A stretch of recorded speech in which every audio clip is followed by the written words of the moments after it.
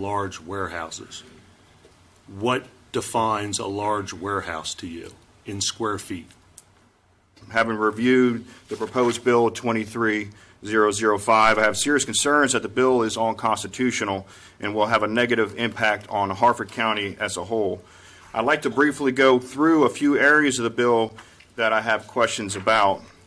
The first one, the bill is classified as an emergency act, which is actually the first three words of the legislation.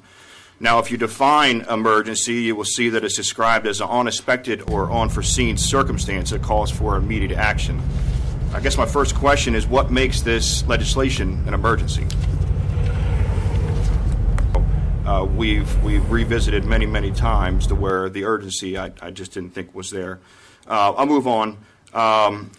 The proposed bill creates a 6-month moratorium, as we discussed, for any approvals or permits for warehousing. It's my understanding that the real estate and development groups have been waiting for approval since September of 2022 to conclude the final development plans, which I understand is highly irregular. Is the executive branch deliberately delaying permitting and approval projects outside of the proposed legislation, which would essentially be imposing a moratorium without legislative authority? Page 1, line 5. Whereas there is a concern about warehousing being combined with wholesaling, processing, distribution, and local delivery in a table of permitted uses in the zoning code.